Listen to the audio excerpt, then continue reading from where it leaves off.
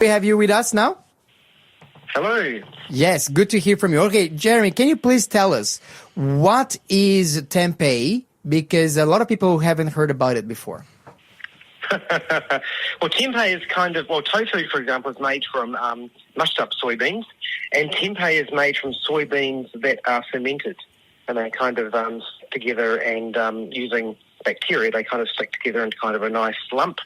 So that's the difference between tempeh and tofu. Okay, so where can people find tempeh? It's not an easy one to find. I know that at Food Pharmacy here in Newcastle, we have lots of tempeh. We do a lot of tempeh, but a lot of people say, hey, it's very hard to find good tempeh. Can you find them in health food shops? Where do you find them? Well, most supermarkets these days will have a tempeh, but if not all health food supermarkets will have it, or often some of the Asian supermarkets might have it, or health stores and things. So it can be difficult to find, but you'll generally find it in most cities, and most good supermarkets do have it these days. Okay, and is tempeh good for you? Yes. All the kind of microbes and bacteria in it are good for you, and being from soy, it's high in protein. So, I think it's a great product. Yeah, I actually like it because I'm in a bit of a, I make sure that I try to get all my protein going for my training, and tempehs are just like so. Both tempeh and tofu actually are really protein marvels. Yeah, they're so rich in protein. So okay, now for those who have already tried tempeh, look, and I tried tempeh of all kinds, and to be honest, Jeremy, tempeh, it can taste very odd or it can taste amazing, but I think that it all makes or break on the seasoning and if you're marinating it. Is that your opinion also? Yes, if you give someone a chunk of tempeh, they'll probably spit it out. So by itself, it's not that flash. So the trick basically is to basically oil and salt make it taste amazing.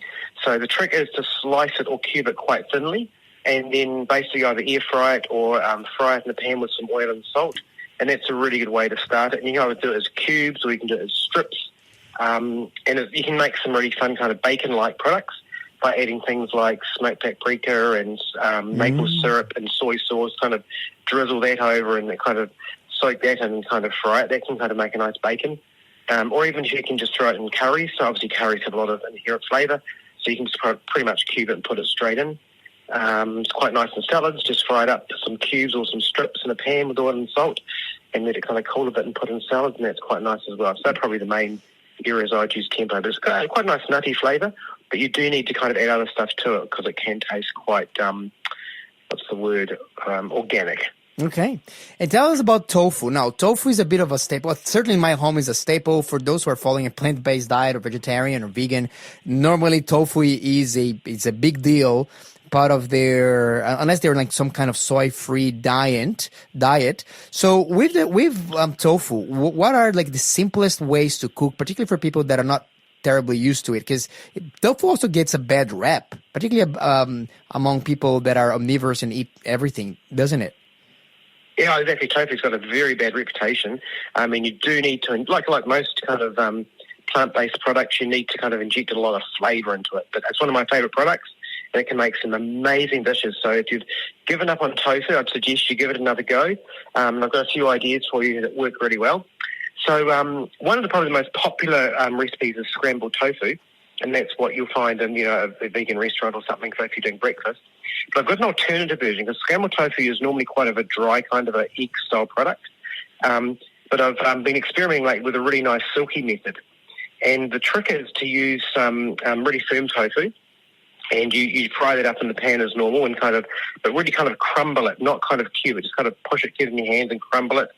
And what you do is you take 20% of that tofu before you put it in the pan, put it in a blender, add a little bit of water, some cashew nuts, add some turmeric for colour, some of the black salt you can buy that kind of gives it that sulphury, eggy kind of smell.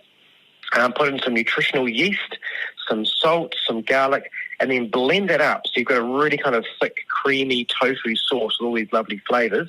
And you kind of want it to be kind of quite thick but thin, kind of like pouring cream, I suppose, because it will thicken up.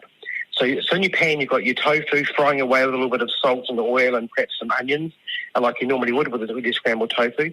And then when that's kind of finished, you pour over this tofu cream, I suppose, and mix it through.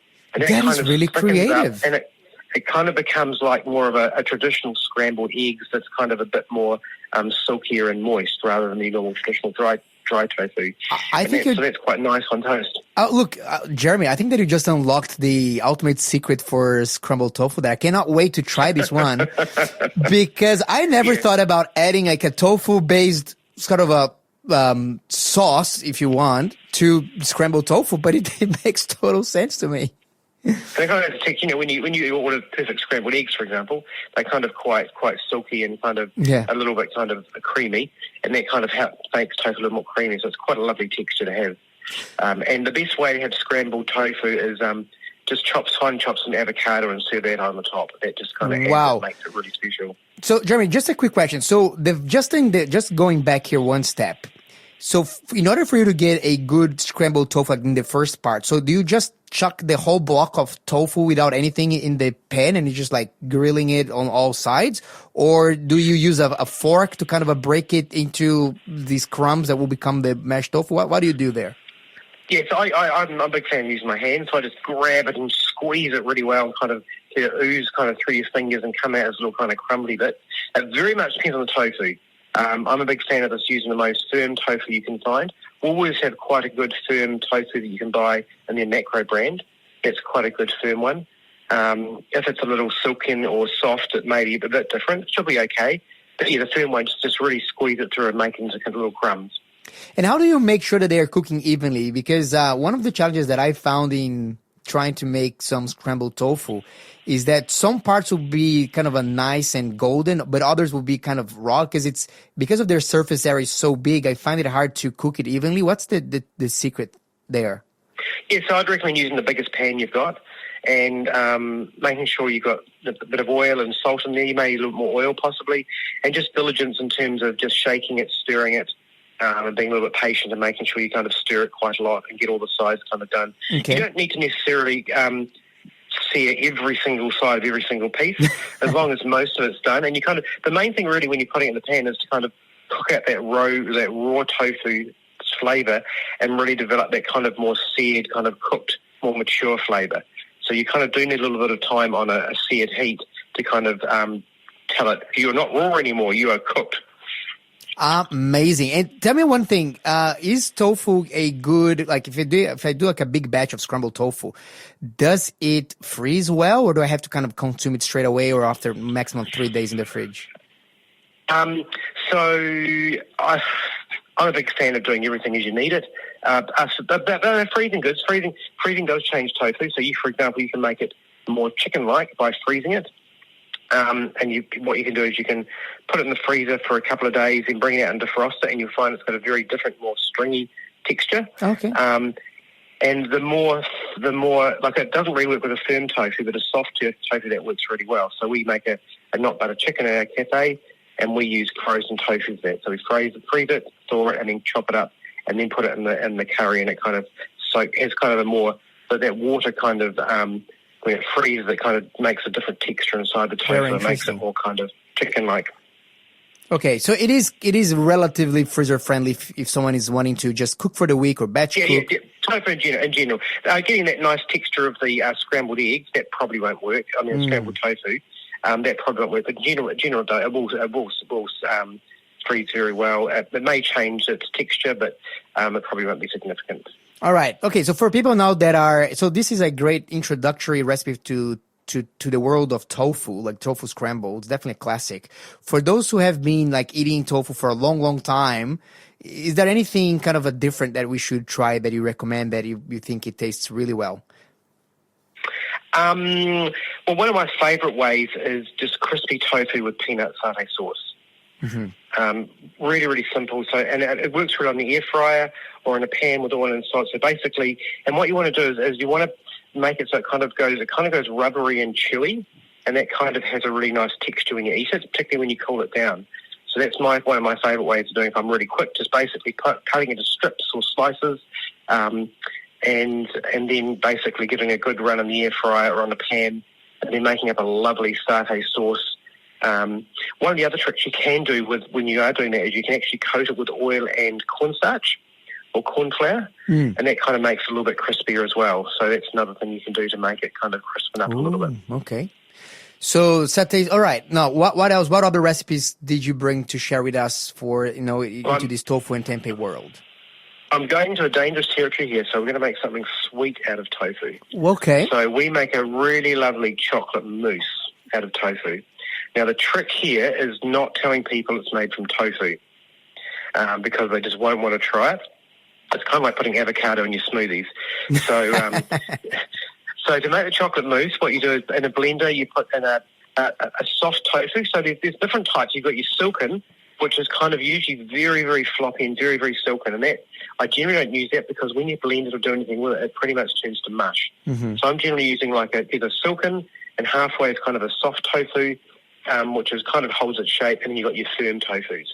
So for the chocolate mousse, the best thing is to put in your soft tofu in a blender, and then you add maple syrup, cacao powder, some salt, and even some vanilla essence, and then you just blend that up. And you want to possibly add some water, but just add a little bit at a time to get you probably want the consistency so the blend is just working. So when we put things in the blender, it kind of stalls. You want to add just a little bit of water so it's just going around. You want it as thick as you can. Pour those into your dishes, put it in the fridge, and that'll set into a lovely chocolate mousse. You can also add some coconut oil in there if you want, or some avocado. And when you taste it, you want to make sure you're balancing out, and every batch is different, balancing out, and you may need more maple syrup and cacao powder because you want to make sure you're getting rid of that raw tofu kind of note. You might have a little bit in there, but you do need to kind of add the salt, the maple, and the cacao powder and the vanilla essence to really, tell it again, you are not a savoury product. This is definitely a sweet product. Do not taste sweet. So you need to inject a lot of those ingredients in to tell the tofu to behave. Yeah, the other day, Jeremy, a friend of mine from China, they brought a product that to me was new. It was a silken tofu, but it was already pre-sweetened. Have you seen these ones before? No, I haven't. I do know when I go to America, everything is pre-sweetened. So that's obviously added. Yeah, there's a lot of, in Asia, there's a lot of tofu sweet dishes in Asia as well. So yeah, they do a lot of things there. Yeah, and it was actually nice to eat.